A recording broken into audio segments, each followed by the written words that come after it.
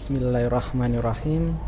Assalamualaikum warahmatullahi wabarakatuh. Pada pertemuan ke-7 kali ini atau pertemuan terakhir sebelum dilaksanakannya UTS, kita akan bersama-sama menelaah atau membahas mengenai chapter ke-6, yaitu tentang struktur modal dalam keuangan syariah. Seperti biasanya, materi ini merupakan materi hasil kolaborasi antara saya dengan Ibu Happy Sista Devi MM. Jadi, pada chapter kali ini kurang lebih kita akan membahas atau mengetahui apakah ada pengaruh dari perubahan struktur modal terhadap nilai perusahaan itu sendiri. Nah, nantinya melalui konsep ini diharapkan dapat dianalisis, kita dapat menganalisis struktur modal yang dipandang efisien sehingga nilai perusahaan tersebut tetap meningkat. Kurang lebih seperti itu. Jadi, struktur modal di sini kita akan membahas perbandingan sumber-sumber modal yang digunakan oleh perusahaan, baik itu modal dari modal asing maupun modal sendiri. Kemudian dari situ kita bisa telaah proporsi antara modal sendiri maupun modal asing, proporsinya seberapa besar. Kemudian kita bisa melihat seberapa efisien struktur modal tersebut guna meningkatkan nilai suatu perusahaan. Baik, sebagai ilustrasi di sini saya memaparkan sedikit mengenai struktur modal yang digunakan oleh perusahaan-perusahaan konvensional. Nanti pada kesempatan kali ini, pada chapter ini, kita akan mencoba membahas atau membandingkan antara struktur modal yang digunakan oleh perusahaan konvensional dengan perusahaan syariah. Untuk lebih memudahkan kita, nanti saya akan membandingkan antara bank konvensional, struktur modal bank konvensional dengan struktur modal bank syariah. Baik, di sini saya mencontohkan atau saya membuat sebuah diagram terkait dari sumber modal yang digunakan oleh perusahaan konvensional. Sebagai contoh misalkan ini merupakan sumber modal dari perbankan konvensional, di mana perbankan konvensional itu struktur modalnya menggunakan modal sendiri dan modal asing.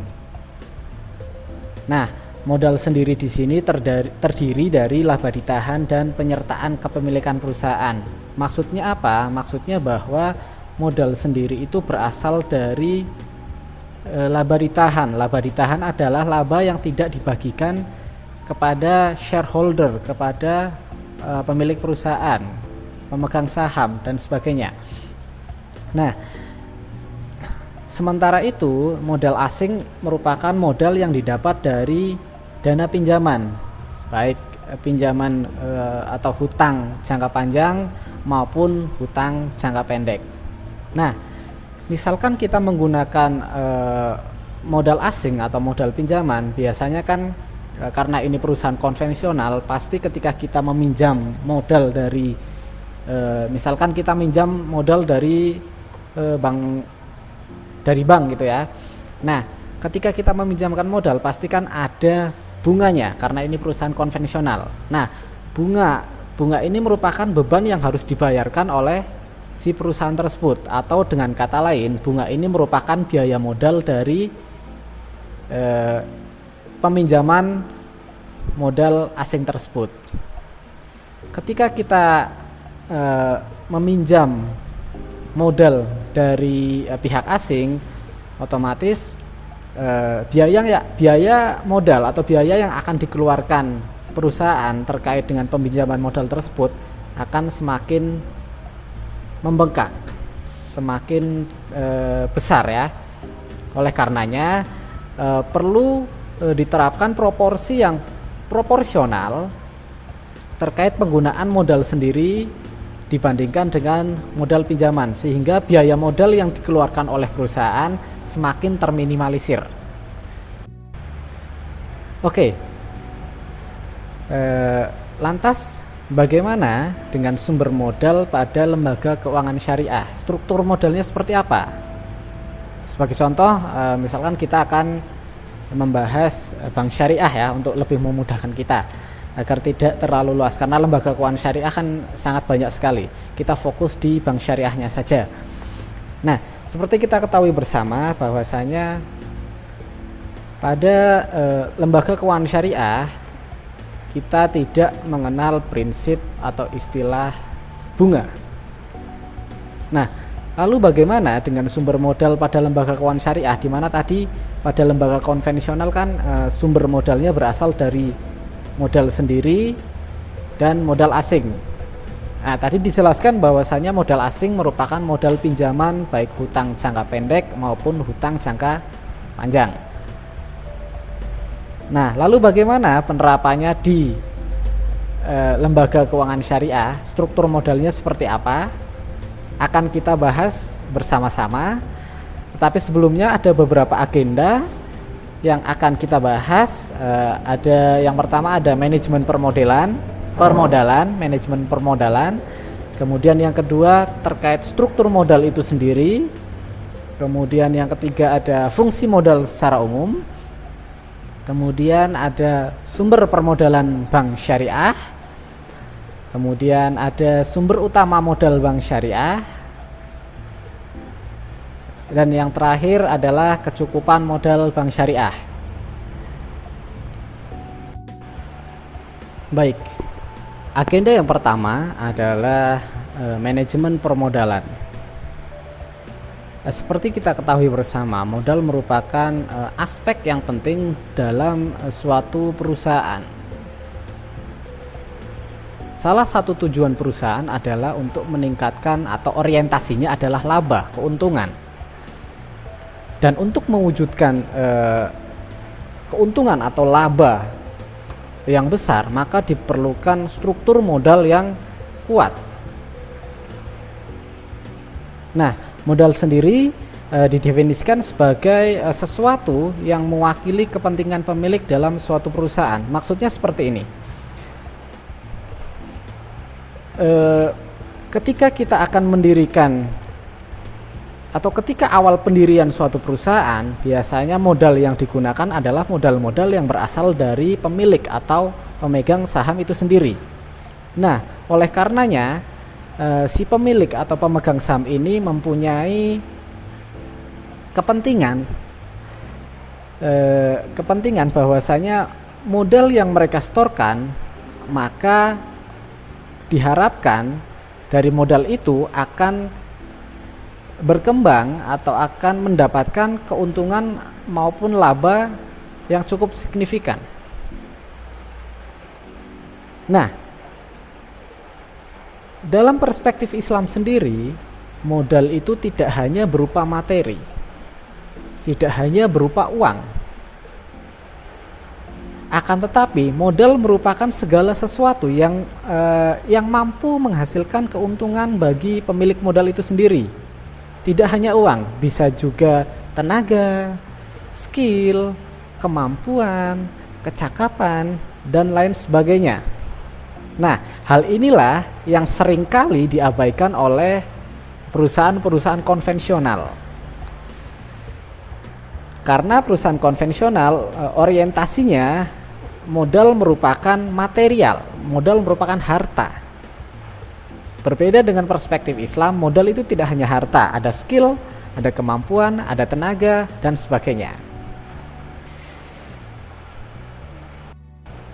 Nah, kemudian untuk mewujudkan tujuan perusahaan tersebut, yang tadi saya jelaskan, yaitu meningkatkan keuntungan atau laba, maka diperlukan struktur modal yang efisien, struktur modal yang kuat.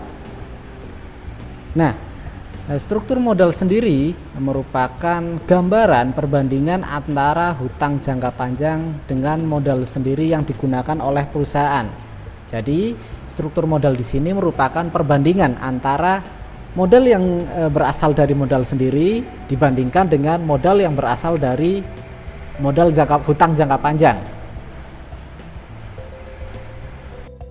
Nah, ada kalanya jika pendanaan perusahaan yang berasal dari modal sendiri masih mengalami kekurangan atau defisit, maka perlu dipertimbangkan juga pendanaan yang berasal dari luar. Contohnya tadi pendanaan bersifat modal asing, pendanaan yang berasal dari modal asing atau hutang tersebut. Namun, pada struktur modal ini sendiri ditekankan bahwa perusahaan perlu mempertimbangkan atau mencari alternatif pendanaan yang efisien. Nah, pendanaan yang efisien akan terjadi bila perusahaan mempunyai struktur modal yang optimal.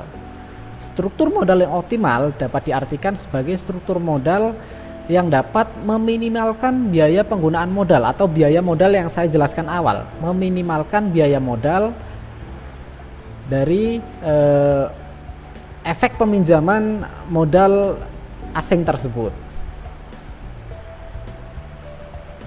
Sebagai contoh seperti ini, misalkan perusahaan A mempunyai hutang, baik hutang jangka pendek maupun hutang jangka panjang ya, sebesar 200 juta rupiah. Sementara modal sendirinya sebesar 300 juta rupiah. Maka struktur modalnya sebesar 40%. Artinya apa? Ketika struktur modalnya sebesar 40%, tadi kan struktur modal merupakan perbandingan antara modal hutang jangka panjang dibandingkan dengan keseluruhan modal yang digunakan dalam operasional perusahaan. Berarti tadi kan 200 juta dibagi keseluruhannya adalah tadi kan hutangnya 200 juta, modal sendirinya 300 juta, berarti 200 juta dibagi 500 juta menghasilkan 40%. Artinya, aktiva yang dimiliki oleh perusahaan 40% dibiayai dengan hutang dan 60% dibiayai dengan modal sendiri.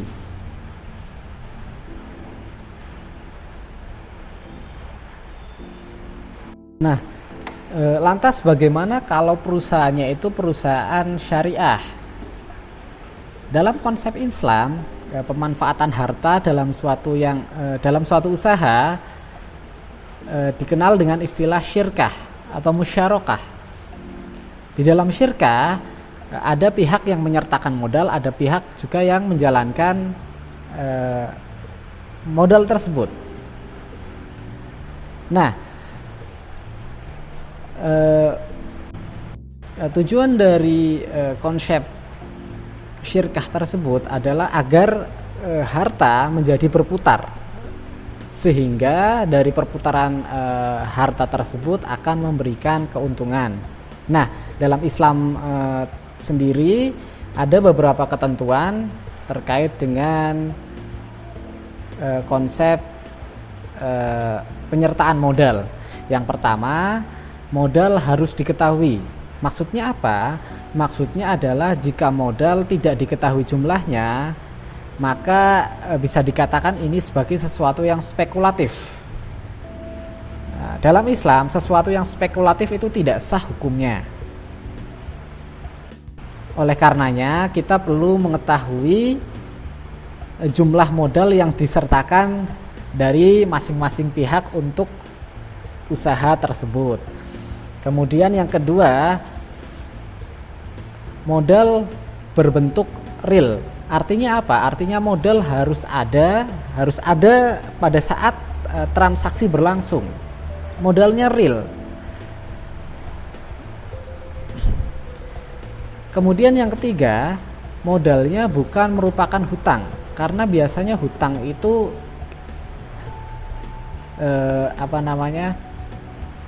identik dengan adanya bunga. Oleh karenanya Dalam hal ini Islam itu memiliki ketentuan bahwa modal itu harus diketahui, modal itu harus berbentuk real, dan modal bukan merupakan hutang. Baik, agenda selanjutnya mengenai fungsi modal pada perbankan secara umum. Nah, seperti yang saya jelaskan tadi, kita di sini akan spesifik atau lebih spesifik membandingkan antara perbankan konvensional dengan perbankan syariah. Lalu fungsi modal pada perbankan secara umum itu apa sih? Yang pertama adalah sebagai penyangga untuk menyerap kerugian operasional dan kerugian lainnya. Nah, maksudnya dalam hal ini modal itu memberikan perlindungan terhadap kegagalan atau kerugian bank dan perlindungan terhadap kepentingan para nasabah. Jadi dengan adanya modal yang kuat, maka ketika perusahaan atau perbankan mengalami kerugian, maka kerugian akan menjadi lebih terminimalisir karena mereka punya modal, punya dana darurat untuk menutupi kerugian-kerugian tersebut. Nah, kemudian fungsi modal yang kedua bagi perbankan adalah sebagai dasar penetapan batas maksimum pemberian kredit. Ini fungsi perbankan secara umum. Maksudnya bagaimana? Maksudnya bahwa ketika kita mengetahui proporsi modal yang digunakan oleh perusahaan, kita dapat mengetahui atau menetapkan batas maksimal pemberian kredit dari perbankan tersebut kepada para nasabah. Kemudian yang ketiga, fungsi modal yang ketiga adalah menjadi dasar perhitungan bagi para partisipan pasar untuk mengevaluasi tingkat kemampuan bank secara relatif untuk menghasilkan keuntungan. Nah, seperti kita ketahui, tingkat keuntungan bagi para investor itu bisa diperkirakan dengan membandingkan keuntungan bersih dengan ekuitas, dengan modalnya. Nah, dari modal, para partisipan pasar, para investor bisa membandingkan return on investment (ROI) di antara perbankan-perbankan yang ada. Seperti kita pelajari bersama kemarin, return on investment ROI merupakan perbandingan antara laba bersih dibandingkan dengan modal sendiri. Jadi ketika kita mengetahui modal dari suatu perbankan, seorang investor bisa mengetahui tingkat pengembalian investasinya atau tingkat ROI-nya. Nah, tadi sebelumnya kita mengetahui sumber-sumber permodalan dari bank konvensional. Sekarang terkait dengan sumber permodalan bank syariah itu apa? Apakah sumber-sumber permodalan untuk bank syariah perlakuannya sama dengan sumber-sumber permodalan pada bank konvensional? Itu yang merupakan pertanyaan inti dari chapter ini.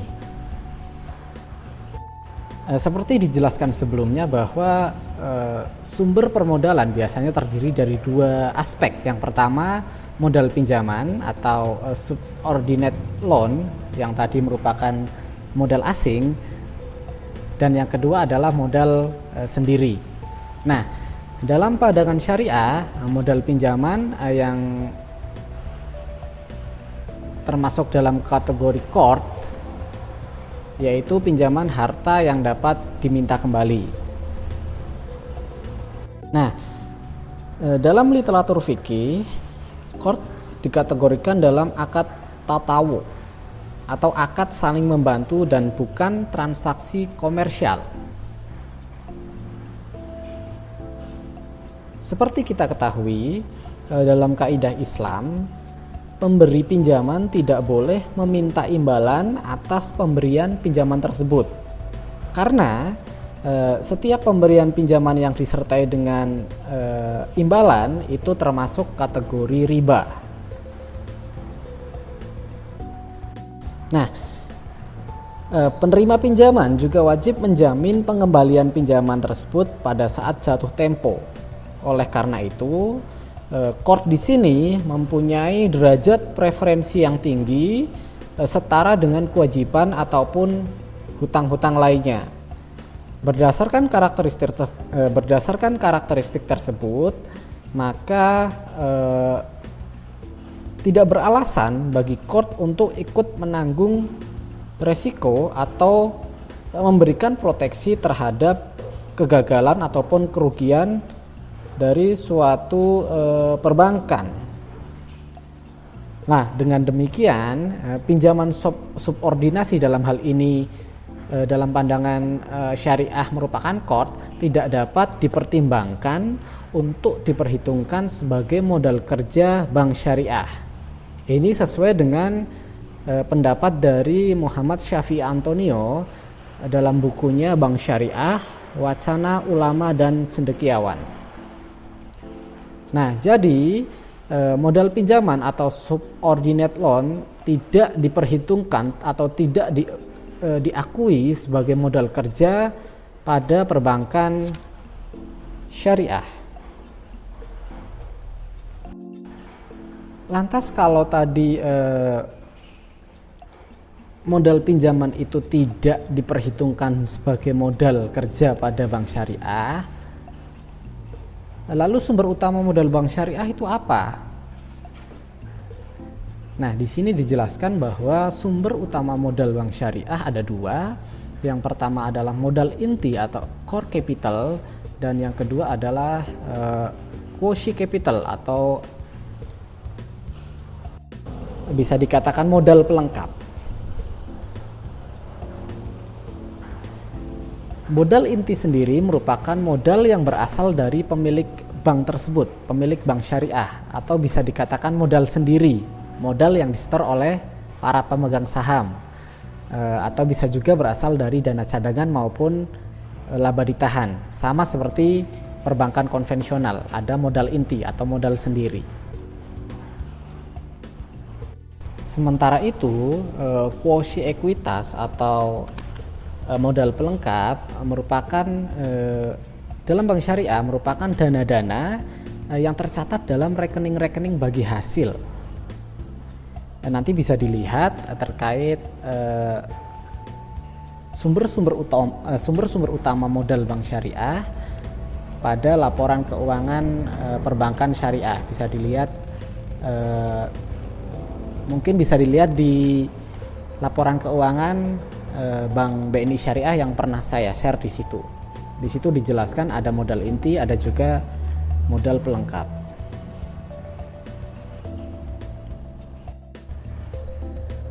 Nah, setelah kita mengetahui sumber utama dari modal bank syariah, lantas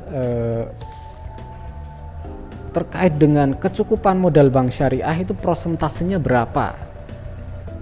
Nah, sebagaimana disinggung sebelumnya bahwa masalah kecukupan modal merupakan hal yang penting dalam bisnis perbankan. Bank yang memiliki tingkat kecukupan modal menunjukkan indikator sebagai perbankan yang sehat. Nah, untuk mengukur rasio kecukupan modal tersebut atau biasa dikenal dengan istilah Capital Adequacy Ratio atau CAR, dapat digunakan dua cara. Cara yang pertama yaitu dengan membandingkan modal dengan dana-dana pihak ketiga. Dana-dana pihak ketiga di sini maksudnya adalah simpanan pihak ketiga, yaitu ada giro, deposito, dan tabungan. Rumusnya, modal dan cadangan dibagi giro plus deposito plus tabungan sama dengan 12%. Nah, dari perhitungan tersebut diketahui bahwa rasio modal atas simpanan cukup dengan 12%. dengan rasio 12% itu permodalan bank dianggap sehat. Jadi proporsi modal dan modal cadangan, tadi kan ada modal inti dan modal pelengkap, dibandingkan dengan giro plus deposito plus tabungan sama dengan 12%. Ketika proporsinya sudah 12%, proporsi modal dan cadangan dibandingkan dengan dana-dana pihak ketiga tersebut sudah 12%, itu bisa dikatakan bahwa bank tersebut merupakan bank yang sehat. Kemudian cara yang kedua untuk mengukur rasio kecukupan modal adalah dengan membandingkan modal dengan aktiva beresikonya, dengan aset-aset yang beresiko. Di sini dikatakan berdasarkan kesepakatan dari Bank for International Settlement atau organisasi bank-bank sentral negara-negara maju, mengemukakan bahwa rasio minimum yang dikatakan sebagai indikator bank yang sehat adalah rasionya minimal 8% permodalan itu permodalan terhadap aset-aset yang beresiko. Nah, mungkin itu saja terkait dengan struktur modal dalam keuangan syariah. Nah, insya Allah minggu depan kita akan melangsungkan ujian tengah semester. Nanti kisi-kisinya akan disampaikan kemudian oleh dosen pengampu masing-masing. Untuk akuntansi syariah oleh saya sendiri, kemudian nanti untuk ekonomi syariah akan disampaikan oleh Ibu Happy Sista Devi. Baik, untuk pertemuan kali ini saya cukupkan sampai di sini. Kurang lebihnya mohon maaf. Billahi taufik wal hidayah. Wassalamualaikum warahmatullahi wabarakatuh.